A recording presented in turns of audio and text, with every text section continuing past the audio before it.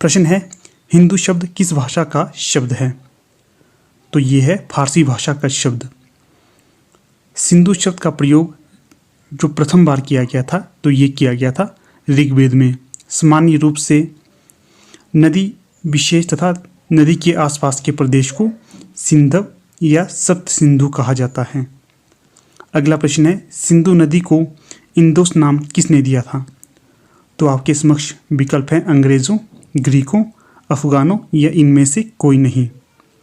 तो यहाँ पर सही विकल्प होगा विकल्प बी, ग्रीकों ने सिंधु नदी को इंदोस नाम दिया था। अगला प्रश्न है, ईरान के किस बादशाह ने अपने दरबारी हकीम बजरोया को भारतीय ग्रंथ पंचतंत्र का अनुवाद करने के लिए नियुक्त किया था? विकल्प हैं नौशेरवां ने, शेर खां ने, शेख मोहम्मद ने या सलीम ने। तो यहाँ पर जो सही विकल्प होगा तो वो होगा विकल्प ए, नौशेरवां ने। तो इनका समय माना जाता है 531 से 579 ईस्वी तक, आपको ये याद रखना है। अगला प्रश्न है 17।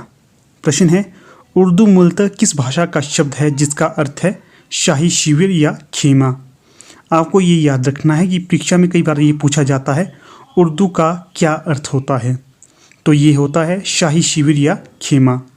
तो यहाँ पर जो प्रश्न है तो प्रश्न है, उर्दू मूलतः किस भाषा का शब्द है जिसका अर्थ होता है शाही शिविर या खेमा? तो विकल्प है हिंदी, फारसी, तुर्की या पुर्तगाली। तो यहाँ पर जो सही विकल्प होगा तो वो होगा विकल्प सी, तुर्की। उर्दू मूलतः तुर्की भाषा का शब्द है। अगला प्रश्न है 18। हिंदी साहित्य कोश नामक पुस्तक किसने लिखी है? विकल्प है डॉक्टर नगेंद्र, डॉक्टर धीरेन्द्र वर्मा, भोलानाथ तिवारी या आचार्य रामचंद्र शुक्ल। तो सही विकल्प होगा विकल्प बी, धीरेन्द्र वर्मा। अगला प्रश्न है, हिंदी साहित्य की भूमिका नामक साहित्य के इतिहास की पुस्तक का विभाजन कितने अध्यायों में किया गया है? विकल्प हैं 10, 8, 20 या 12।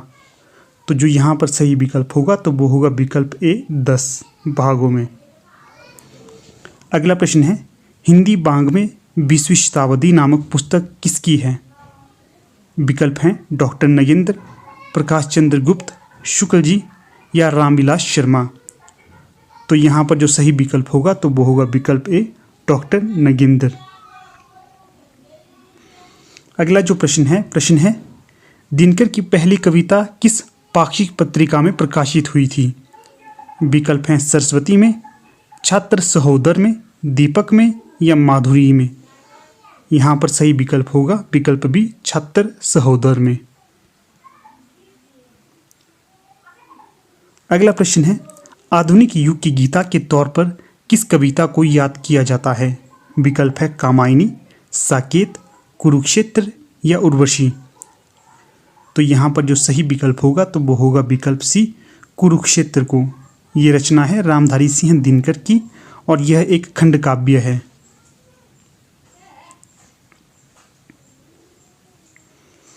अगला प्रश्न है, द्विवेदी युग का कौन सा कवि है जिसने रीतिकालीन कवि सेनापति के टक्कर का प्रकृति चित्रण किया है? तो यहाँ पर आपको याद रखना है कि यह प्रश्न किस तरह पूछा गया है। तो कई बार आपसे प्रश्न ये भी पूछा जा सकता है कि जो रीतिकाल में किस कवि ने प्रकृति का चित्रण किया है? तो ये किया है सेनापति जी द्वारा। तो यहाँ पर जो प्रश्न पूछा गया है वो इस प्रकार से है, द्विवेदी युग का कौन सा कवि है जिसने रीतिकालीन कवि सेनापति के टक्कर का प्रकृति चित्रण किया है? विकल्प है महावीर प्रसाद द्विवेदी, रत्नाकर जी, पाठक जी या राय देवी प्रसाद पूर्ण जी। तो यहाँ पर जो सही विकल्प होगा तो वो होगा विकल्प डी, राय देवी प्रसाद पूर्ण।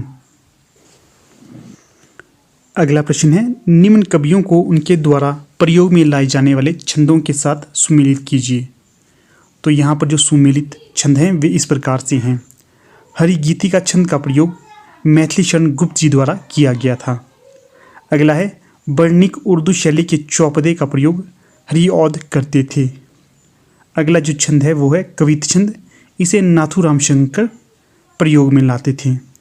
अगला है कुंडलिया छंद, इसे राय देवी प्रसाद पूर्ण प्रयोग में लाते थे। अगला है रोला छंद, तो इसे पंत जी द्वारा प्रयोग में लाया जाता था। अगला प्रश्न है डैश के अनुसार मागधी अंतपुर के नौकरों और अश्वपालों आदि की भाषा थी। विकल्प होंगे भरतमुनि, भट्टनायक, अश्वघोष या दंडी। तो यहाँ पर जो सही विकल्प होगा तो वो होगा विकल्प ए, भरतमुनि के अनुसार मागधी अंतपुर के नौकरों और अश्वपालों की भाषा थी। अगला प्रश्न है किसने साहित्य दर्पण में अर्धमागधी को चेट, राजपूत एवं सेठों की भाषा बताया है। विकल्प होंगे आचार्य भामह, दंडी, आचार्य विश्वनाथ या रत्नाकर जी। तो यहाँ पर सही विकल्प होगा विकल्प सी, आचार्य विश्वनाथ ने साहित्य दर्पण में अर्धमागधी को चेट, राजपूत एवं सेठों की भाषा बताया है। अगला प्रश्न है 48। तो प्रश्न पूछा गया है तृतीय प्राकृत के तौर पर किस भाषा को जाना जाता है। विकल्प है अपभ्रंश, पाली, प्राकृत या इनमें से कोई नहीं। तो यहाँ पर जो सही विकल्प होगा तो वो होगा विकल्प ए, अपभ्रंश को।